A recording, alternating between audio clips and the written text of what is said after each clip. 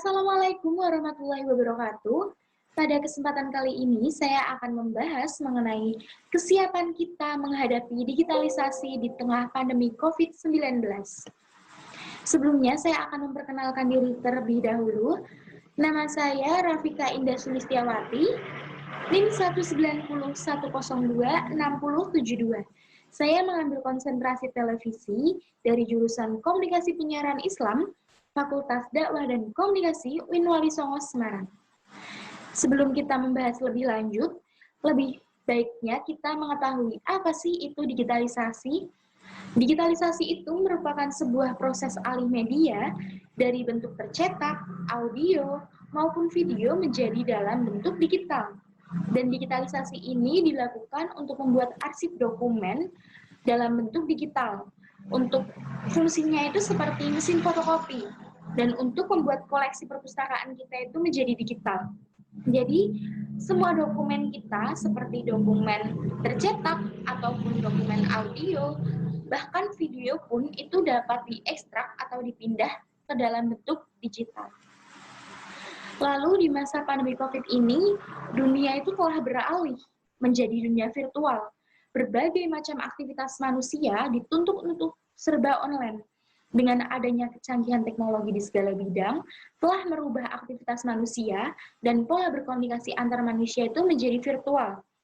Jadi, apapun aktivitas kita itu sekarang karena di rumah saja itu menjadi virtual apa-apa.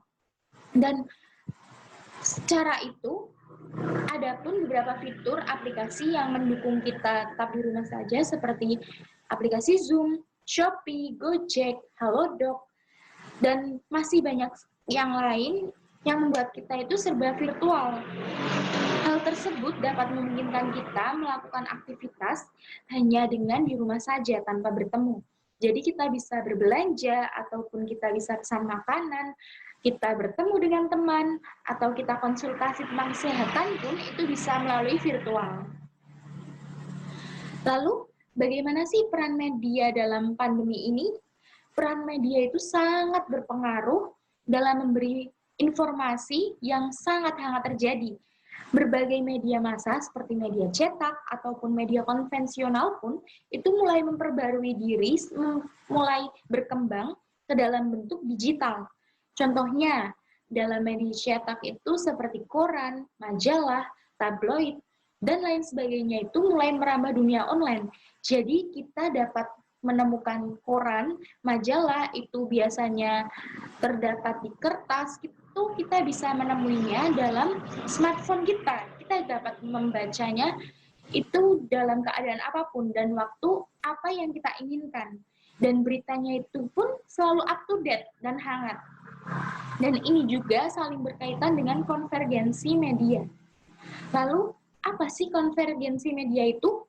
Konvergensi media itu adalah fenomena bergabungnya berbagai media yang sebelumnya itu dianggap berbeda dan terpisah, yang meliputi media cetak maupun media elektronik yang berupa televisi, radio, surat kabar, dan komputer itu menjadi satu dalam sebuah media tunggal. Contohnya tadi seperti smartphone atau iPad kita, laptop kita itu termasuk dalam konvergensi media. Sebab dalam smartphone kita itu sudah mencakup beberapa aplikasi.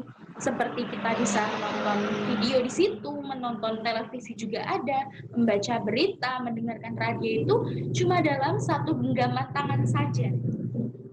Lalu, bagaimana sih kesiapan kita menghadapi digitalisasi masa pandemi ini? Yang pertama itu, yang paling penting adalah kita itu melek bermedia. Karena semakin bertambahnya zaman, semakin bertambahnya tahun, itu teknologi itu semakin berkembang, jadi kita mau tidak mau harus mengikuti arus perkembangan teknologi agar kita tidak buta akan teknologi, dan kita selalu bisa mengikuti perkembangan zaman. Lalu yang kedua ada mengasah dan memperkaya hard skill dan soft skill kita. Jadi apa yang kita punya, apa yang kita bisa itu kita asah lagi supaya kita dapat lebih berkembang lagi daripada kita di rumah saja terus nggak ngapa-ngapain. Lebih baik kita melakukan hal yang bermanfaat kan. Tentu yang ketiga adalah mengasah kemampuan berkomunikasi. Karena di masa pandemi ini, komunikasi itu sangat penting. Kita berbicara dengan orang yang jauh melalui komunikasi. Jadi bagaimana sih caranya berkomunikasi yang baik dan benar? Bagaimana sih kita agar tidak menyinggung perasaan orang lain, itu ada kemampuannya dan kita itu harus mengasah kemampuan tersebut.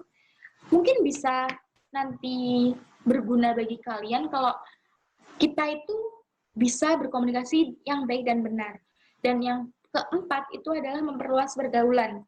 Jadi, walaupun kita tetap di rumah saja dalam masa pandemi ini, kita tetap bisa memperoleh relasi dengan cara kita dapat mengikuti berbagai seminar atau berbagai kegiatan secara virtual dan kita menemukan relasi di sana, kita mendapatkan ilmu juga, tentunya sangat bermanfaat dalam kesiapan kita itu menghadapi masa pandemi ini di era digitalisasi.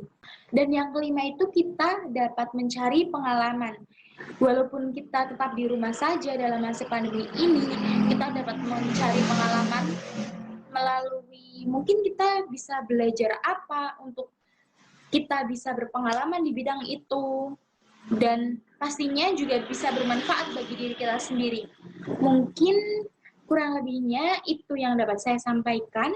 Semoga bermanfaat dan wassalamualaikum warahmatullahi wabarakatuh. Dadah.